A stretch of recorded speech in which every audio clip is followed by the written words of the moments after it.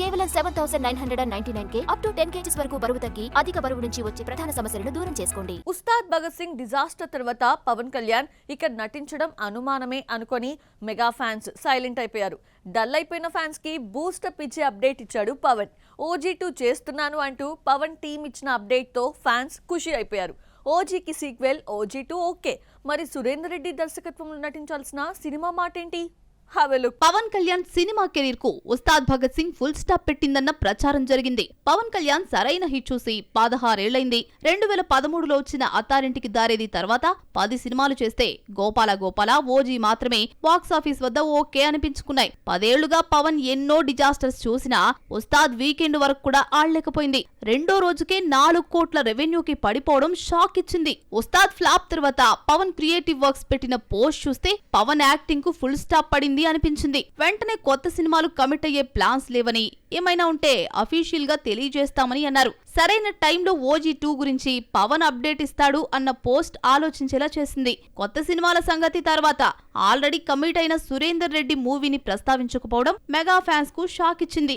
ఈ లెక్కన వెంటనే చేయాల్సిన సురేందర్ రెడ్డి, రామ్ తల్లూరి మూవీ ఉండదని తేలిపోయింది. లేటెస్ట్ ప్రెస్ నోట్ లోనూ OG2 షూటింగ్ అప్డేట్ ఇచ్చారే గాని సురేందర్ రెడ్డి సినిమా ప్రస్తావన తీసుకురాలేదు. ఉస్తాద్ భగత్ సింగ్ డిజాస్టర్ నుంచి పవన్ కోలుకున్నాడు. OG2 ఉంటుందని మెగా ఫ్యాన్స్ కు శుభవార్త చెప్పాడు. Pawan Kalyan creative works X వేదికగా పెట్టిన పోస్ట్ లో ఇచ్చిన మాట ప్రకారం OG2 చేస్తారు. ఎప్పుడనేది ఆయనే చెప్తారు. ఫారిన్ నుంచి సుజిత్ తిరిగొచ్చిన తర్వాతే చర్చలు మొదలవుతాయంటూ ట్వీట్ చేసింది. వెంటనే కాకపోయినా త్వరలో OG2 ఉంటుందన్న క్లారిటీ పవన్ టీం ఇచ్చింది. ఓజీ అందరికీ నచ్చకపోయినా పవన్ కి సుజిత్ ఇచ్చిన ఎలివేషన్స్ తో ఫ్యాన్స్ జల్సా చేశారు.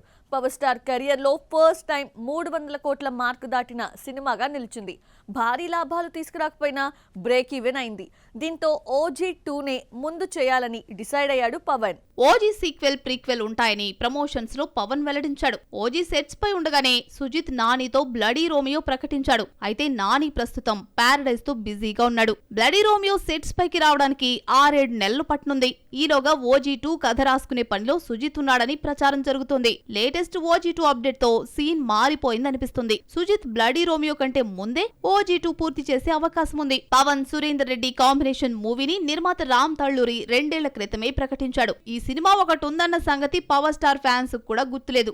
వీరమల్లు, ఓజీ, ఉస్తాద్ ఇలా ఒక్కొక్కటి పూర్తి చేసిన పవన్ ముందుగా కమిట్ అయిన సురేందర్ రెడ్డి మూవీకి కూడా గ్రీన్ సిగ్నల్ ఇచ్చినా ప్రస్తుతం మాత్రం ఆటకెక్కింది. ఉస్తాద్ భగత్ సింగ్ తర్వాత పవన్ టీం నుంచి ఏ అప్డేట్ వచ్చినా OG2 గురించే వచ్చింది. సురేందర్ రెడ్డి మూవీ గురించి ఒక్కసారి కూడా చెప్పకపోవడంతో పవన్ మైండ్ లో ఈ ప్రాజెక్ట్ ఉందా లేదంటే డిలీట్ చేశాడా తెలియాల్సింది. లేదంటే OG2తో యాక్టింగ్ కు ఫుల్ స్టాప్ పెడతాడా అన్న అనుమానం కూడా లేకపోలేదు. పవన్ OG2 కి గ్రీన్ సిగ్నల్ ఇచ్చినా ఎప్పుడు మొదలవుతుందో తెలీదు. పవన్ డేట్స్ ఎప్పుడు ఇస్తాడో తెలీదు. పవన్ డిప్యూటీ సీఎం అయ్యాక ఒక్క సినిమా కూడా అనుకున్న టైంలో పూర్తి కాలేదు. ఈ లెక్కన OG2 ఈ ఏడాది థియేటర్స్ లోకి రావడం కష్టమే. 2027లో ఎప్పుడొస్తుందో చెప్పడం అంతకంటే కష్టం.